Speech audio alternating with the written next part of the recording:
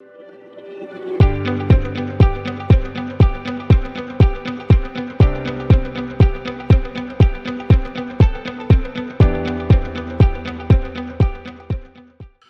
Paulo Haddad é médico bucomaxilofacial, é isso mesmo? Isso mesmo, Então, cirurgião bucomaxilofacial. Cirurgião dentista.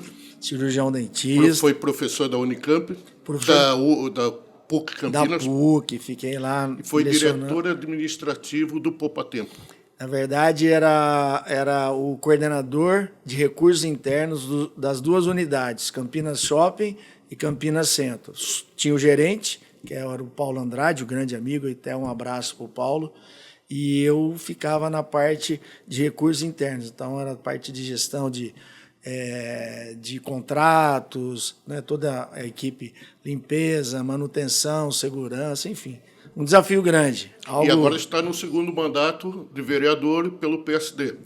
Na realidade, esse é o terceiro mandato. O primeiro mandato eu assumi na suplência, né, o titular foi para a Secretaria de Gestão. Eu assumi quase que na integralidade, né, quase que na íntegra, o mandato. Saí por conta que o titular voltou para disputar a eleição a prefeito de Campinas. E aí eu fui eleito, aí sim, né, um mandato meu. E agora, realmente, né, você tem razão, é a segunda vez que eu sou eleito, mandato meu também. Então, o que levou o senhor aí para a vida pública?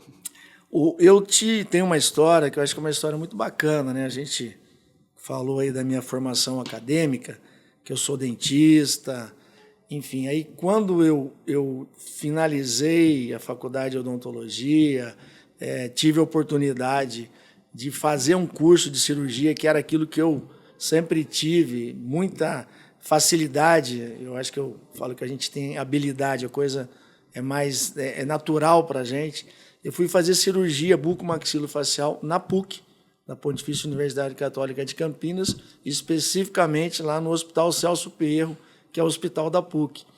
E lá eu acabei concluindo o meu curso e fui contratado. E fiquei lá por 30 anos, trabalhando, atendendo muita gente simples, pessoas que vinham, às vezes, do sul de Minas, às vezes sul da Bahia. A gente atendia um contingente muito grande, fora a população daquela região do Campo Grande, Ouro Verde, Parecidinha, enfim, muita gente, né? Campinas tinha como referência o Hospital da PUC, em termos de cirurgia, bucomaxilofacial, e o Mário Gatti. Então, éramos nós dois as referências da cidade de Campinas. Então, para quem não sabe, esse profissional cirurgião bucomaxilofacial, ele opera toda a parte de trauma, toda a parte de tumores, toda a parte de patologias da cavidade bucal, cavidade oral ou sistema estomatognático, cirurgias corretivas, aquele que tem o queixo mais para frente, o queixinho mais para trás,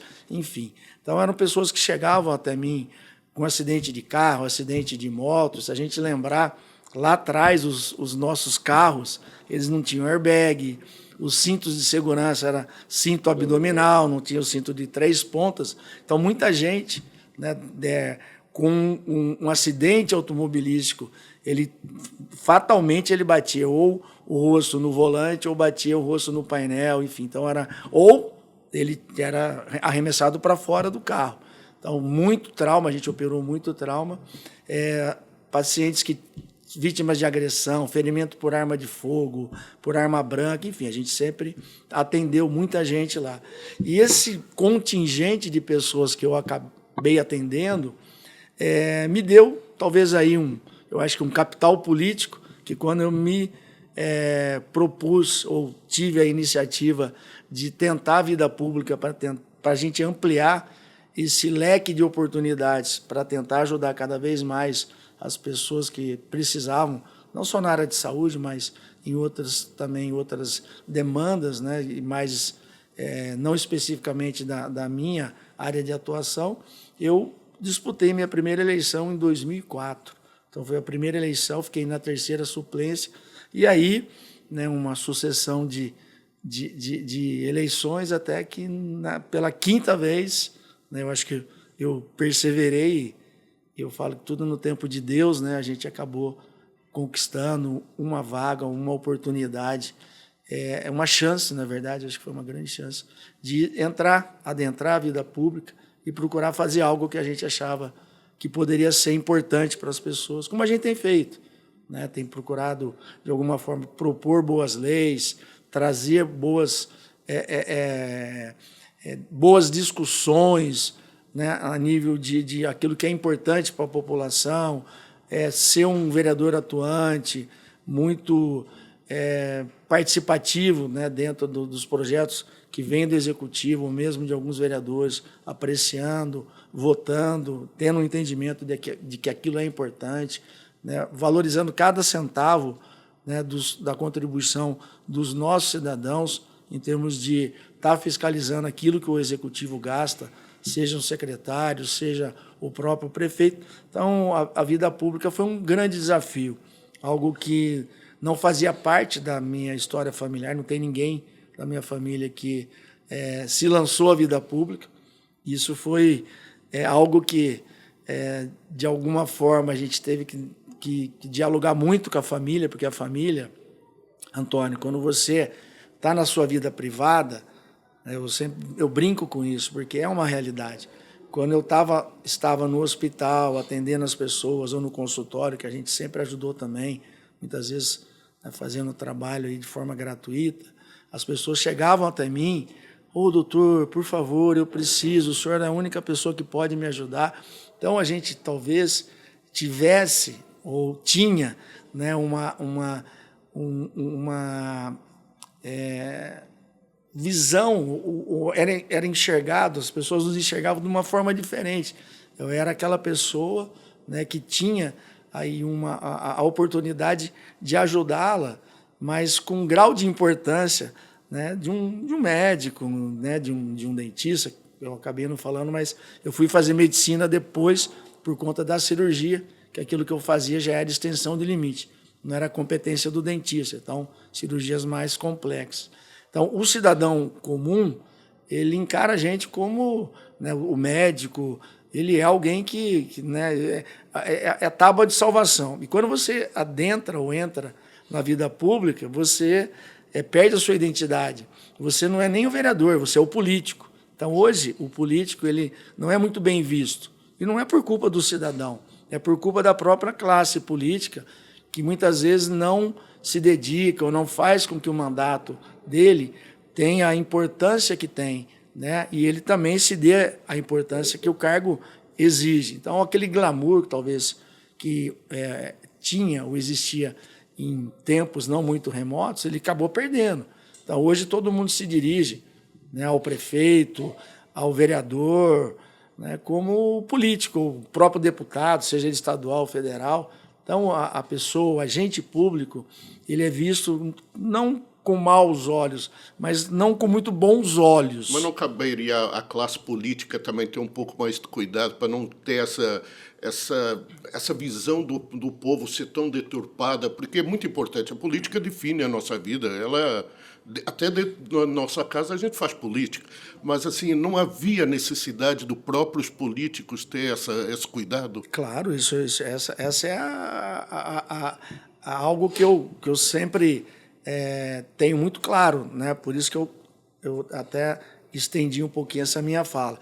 Porque quando você está na vida pública, eu falei que a gente perde a identidade, a gente não pode perder a nossa origem. A identidade pode ser a identidade profissional, mas todos aqueles valores, princípios que eu carrego de uma formação desde criança, né, e dentro daquilo que eu tenho em termos de ambiente familiar, ele é colocado em xeque. Então, eu tenho minha mulher, tenho 3 filhos, tenho 3 netos.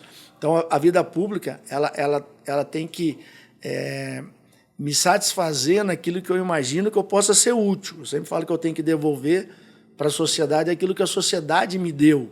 Eu sempre estudei em escola pública. Então, eu me beneficiei de muitos tributos, né, que o cidadão pagou, como eu paguei também, mas, né, as universidades públicas, as escolas, sejam escolas primárias, ginásios ou colegiais, eles tem lá um aporte financeiro, seja estadual ou municipal, aporte financeiro dos contribuintes. Então, eu falo que a gente tem que devolver. E quando você vai para a vida pública, você tem que honrar a sua família. Né? Eu falo, a única coisa que eu não gostaria é que o meu nome estivesse em jornais, nas rádios, em televisões, né, de algo que eu fiz de errado. Né? Então, eu tenho muito cuidado.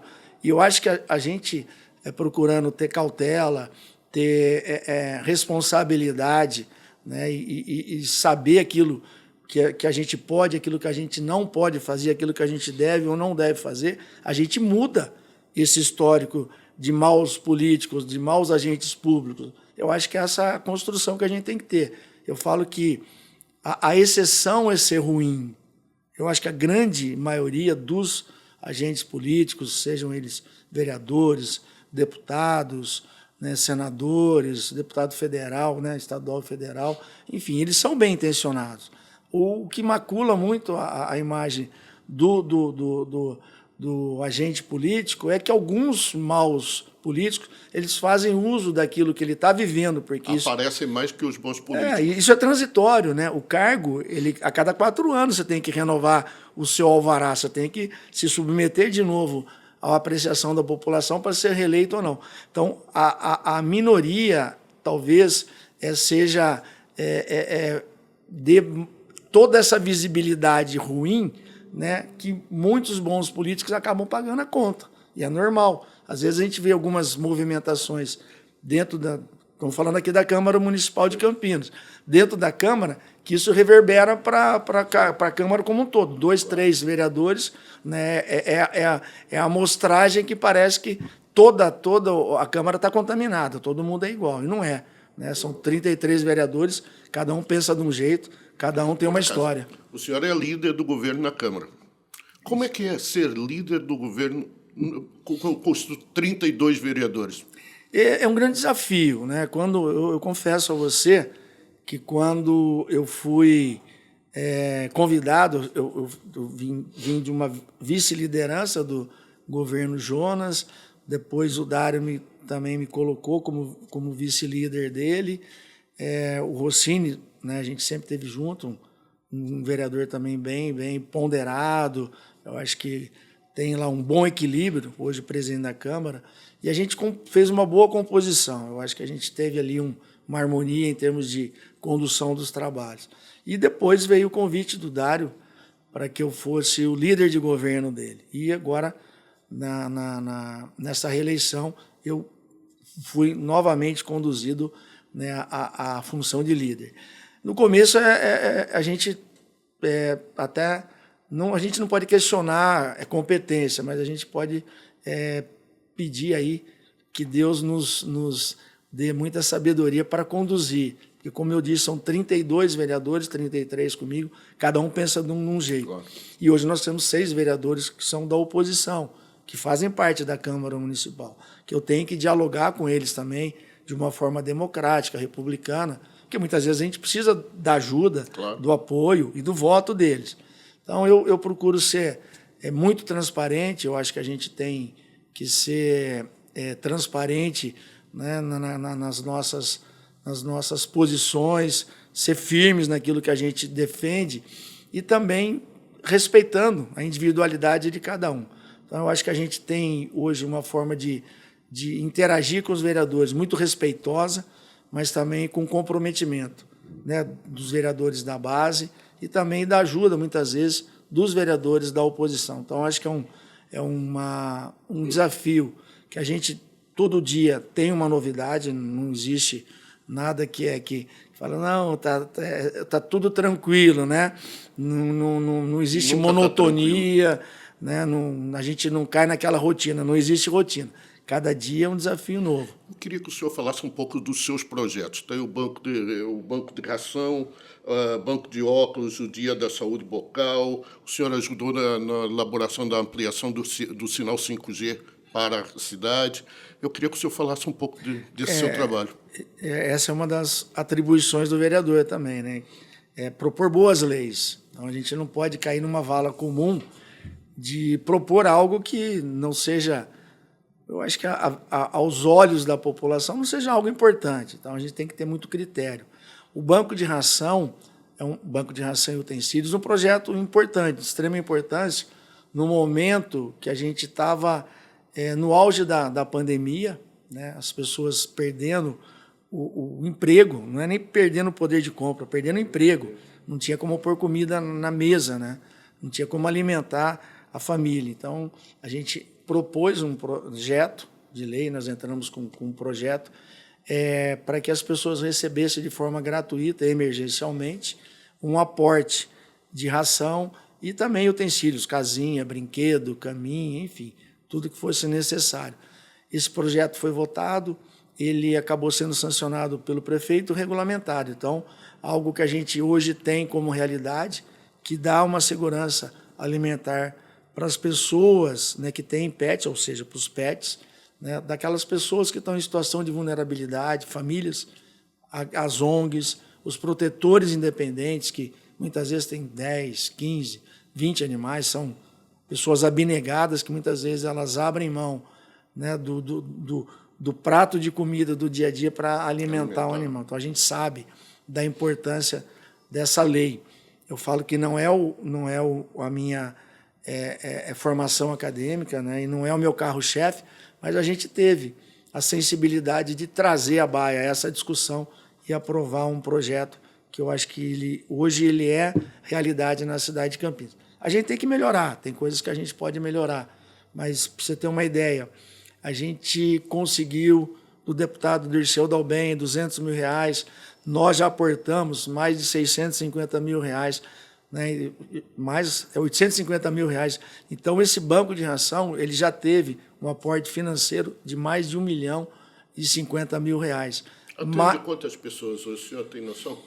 Olha, a gente tem assim, pessoas que já foram cadastradas e estavam recebendo, hoje a gente tem mais de 500, 600 famílias que receberam. Né? A própria Cobase doou 1 tonelada de ração.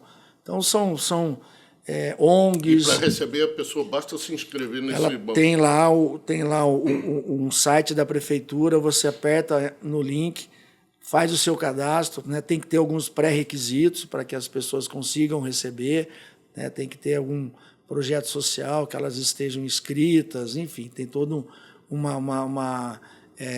todo um regramento, mas eu acho que algo que ficou. Numa das suas emendas impositivas, o senhor proporcionou a aquisição de um equipamento de última geração para diagnóstico do câncer de próstata, que está no Mário Gatti.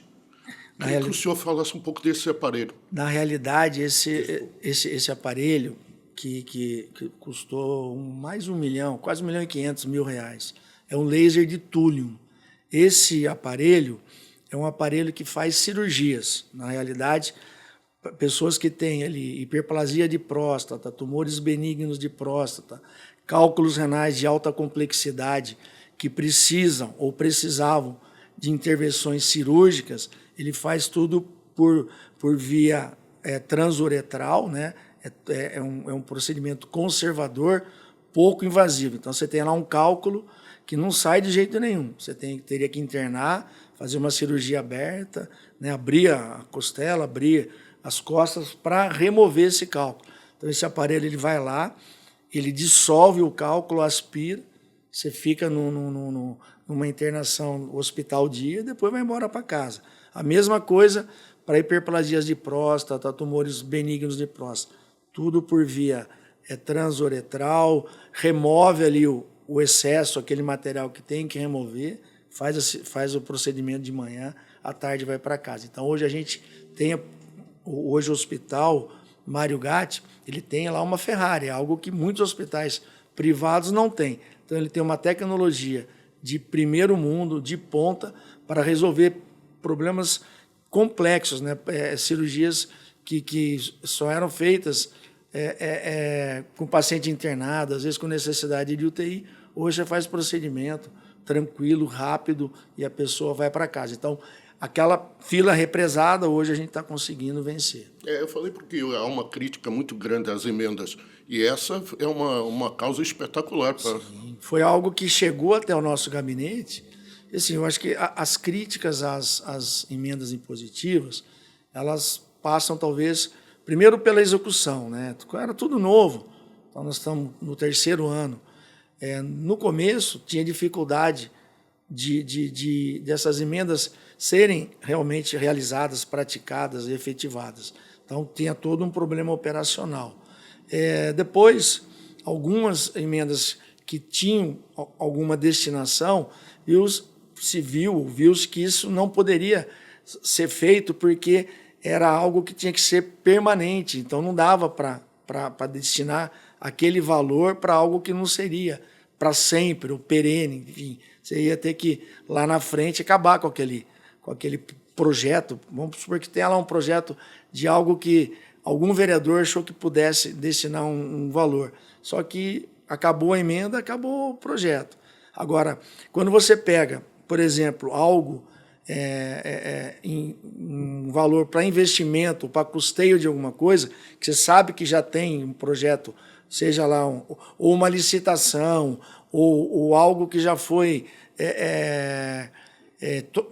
tem uma tomada de preço, que você sabe que aquilo realmente vai ser executado, não tem problema. Então, você tem que ter um feeling, né? Falar, não, isso é tranquilo. Mas, mesmo assim, muitas pastas, muitas secretarias ainda têm dificuldade de executar todas as emendas. Como o senhor avalia a administração do prefeito Dário Saad? Eu vejo com bons olhos.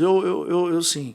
Eu acho que o Dário, se nós nos reportarmos, né, a prefeitos, né, que antecederam, seja o Jonas, seja antecederam o Dário, a gente teve muito problema. Campinas já teve, né, nas páginas policiais. Era muito triste. Né, e denúncias de corrupção, afastamento de prefeito. Eu acho que nós estamos num momento muito bom. Né? O prefeito Jonas, ele teve lá os desafios quando ele assumiu. O segundo mandato, eu acho que ele teve algumas ações que foram importantes. Ele tentou organizar, né, a arrecadação da prefeitura, deixou os cofres numa situação melhor do que ele encontrou. O Dário conseguiu dar sequência em alguns projetos, e eu acho que hoje Campinas, a gente vê, Campinas é um canteiro de obras, tem muita coisa acontecendo, né? A gente tem aí muita gente se deslocando até a nossa região para fazer aí turismo de negócio. Campinas hoje, polo de tecnologia, nós vemos lá o Sirius, o polo tecnológico, enfim, o Campinas hoje é uma cidade pujante, né? É a primeira metrópole que não é capital. Então, eu vejo com bons olhos a administração do Dário. Eu acho que ele tem aí a preocupação, primeiro, de fazer uma boa administração. A gente não vê nada que macule a imagem dele, denúncia de algo ilícito, enfim. Mas eu vejo com bons olhos. Não é porque eu sou líder de governo, mas eu tenho a leitura de que ele é um bom prefeito. Ele tem feito um bom trabalho. Como médico, a saúde de Campinas? Saúde, eu acho que nós já caminhamos, né, não a passos largos, mas nós já melhoramos muito. Eu acho que a saúde de Campinas, nós ampliamos os nossos postos de saúde, nós temos aí as nossas UPAs que tinham problema, UPA Campo Grande, UPA São José, com grandes dificuldades. Né? Hoje nós temos, com a terceirização, temos aí a possibilidade de não ter falta de médico, dificuldade de atendimento. São ações do governo que tem que ter coragem, né? Você não pode, pura e simplesmente, achar que as coisas vão se resolver sem ter uma ação efetiva. Então, nós temos aí algumas ações e algumas movimentações seja do secretário de saúde, o Lair, seja o próprio presidente da Rede Mário Gatti, com a concordância do prefeito. Hoje nós temos a telemedicina, isso tira muita gente das filas, né, das unidades básicas, consegue, num tempo muito curto, resolver o problema do nosso paciente. A gente tem aí o Mário Gatinho, que a gente não tinha, reforma do Ouro Verde, reforma do Mário Gatti, uma nova dinâmica. Eu estive essa semana lá no Centro de Oncologia. Hoje as pessoas elas têm mais dignidade, um acolhimento, elas conseguem fazer a sua quimioterapia, a sua radioterapia, dar um suporte para os pacientes terminais, que até então a gente não tinha. Então, hoje você tem um profissional que só cuida disso. Eu não tenho o que fazer. O tratamento é paliativo, mas dá dignidade para a pessoa morrer com dignidade. Então, Campinas ela cresceu muito, né? Muita gente procura Campinas. Para você ter uma ideia, se o nosso sistema único de saúde não fosse bom, nós não teríamos de 25% a 30% de pacientes de fora da cidade de Campinas. Então, Campinas é uma referência na saúde pública, Campinas é referência na saúde privada, mas o que impacta a nossa saúde pública são os usuários. Então, essas outras prefeituras que acabam mandando os seus pacientes para Campinas não tinham que colaborar financeiramente com a cidade? Isso é uma discussão grande, né? O que a gente tem, inclusive tem uma sinalização e a gente tem cobrado o nosso hospital metropolitano. Mas nós temos, eu acho que primeiro é adequar, cada cidade se adequar dentro daquilo que ela pode oferecer. Então, talvez, nós temos lá na nossa casa um quartinho, que se a gente der uma mexida, dá para acomodar, né, mais um parente, um filho, é a mesma coisa no hospital. Se cada um cuidasse dos seus hospitais, das suas unidades básicas, tivesse um olhar diferenciado e procurasse dar estrutura, eu acho que muita gente, ou parte daqueles que se recorrem a Campinas, poderiam se utilizar do serviço público que eles têm na cidade de origem e não impactasse tanto a cidade de Campinas. Campinas poderia ser os nossos serviços, hospitais públicos e hospitais que atendem a rede pública, só para atendimento terciário, coisas de alta complexidade que as cidades pequenas não conseguem fazer.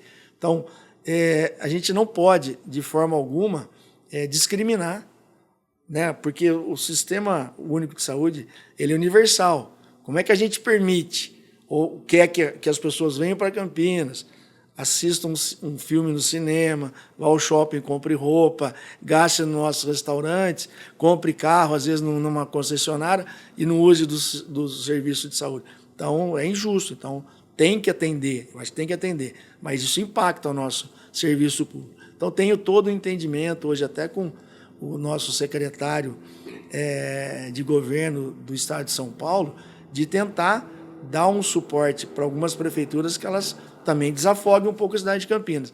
E tem aí também toda uma conversa do Hospital Metropolitano, que aí serviria para atender todo o nosso entorno. Isso seria uma das soluções para a lotação dos hospitais hoje na cidade de Campinas? Com certeza, não tenho dúvida. Mas, assim, primeiro é entender que a população ela quer que seja resolvido o mais rápido possível o seu problema. Então, às vezes, aquilo que seria resolvido lá na ponta, numa unidade básica, um atendimento primário, muitas vezes ela se desloca para um hospital, se diz, vamos lá, vamos pôr o Mário Gatti, vai para o Mário Gatti, porque sabe que lá ele vai ser atendido.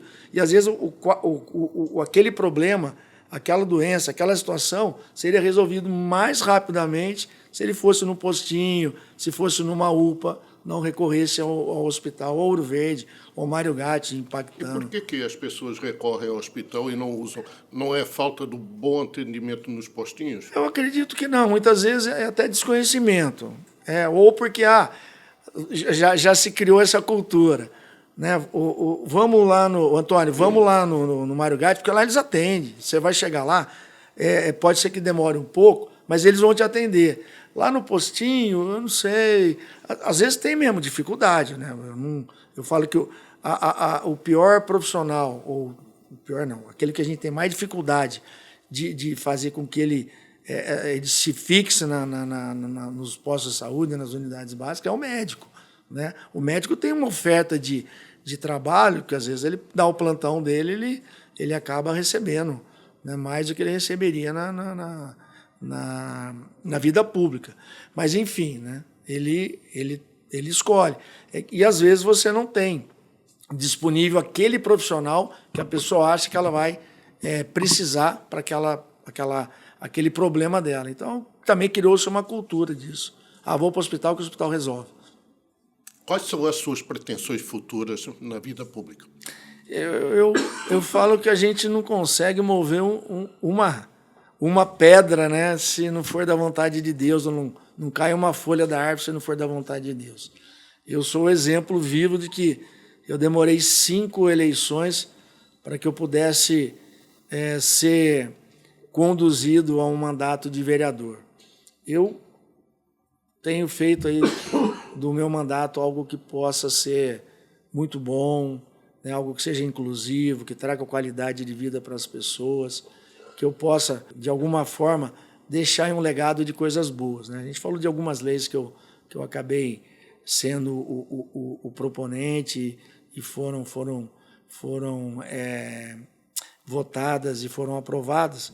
Tem uma lei minha do Redome, né, que a gente propôs, e hoje é lei em Campinas, que as pessoas que são doadoras de medula óssea, que estão inscritos no Redome, que é o Cadastro Nacional de Doadores de Medula Óssea, tenham isenção na inscrição para concurso público na cidade de Campinas. Não é pelo valor da inscrição. Eu acho que, claro, ajuda, mas é mais por sensibilizar a pessoa que, cara, se você achar um doador de medula óssea compatível, né, com um paciente que tem leucemia ou tem alguma outra doença que necessite de doação de medula, é muito difícil.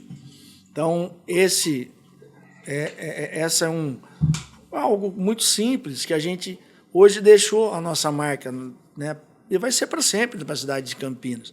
A gente não vai estar mais aqui, né, mas as coisas vão continuar. Porque lá na frente alguém vai levantar e falar: essa aqui é a lei do vereador Paulo Haddad.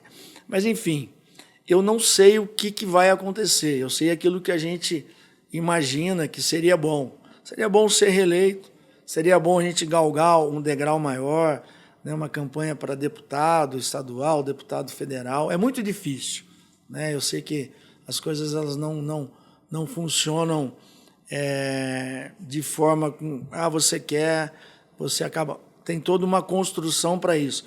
Mas eu imagino que se nós mantivermos uma conduta e uma vontade política de crescer, de fazer, nós vamos ser bem avaliados à vista do nosso cidadão, da nossa população, dos agentes políticos que fazem parte, né, dessa grande construção, né, de partidos e também de composição de alianças. Eu acho que a gente vai ser bem avaliado, vai ser visto com bons olhos. Quem sabe lá na frente a gente tem um convite para que a gente possa, talvez, estar em uma outra situação, tentando ampliar ainda mais aquele leque, né, de ajuda que a gente tinha lá, modesto, quando eu estava no Hospital da PUC, que se ampliou agora que a gente está no mandato de vereador e que possa crescer quando a gente estiver numa situação, talvez, de atuação muito maior, muito mais ampla. Vereador, muito obrigado pela sua atenção com a gente e boa sorte. Antônio, eu que agradeço. Foi um prazer estar aqui com você.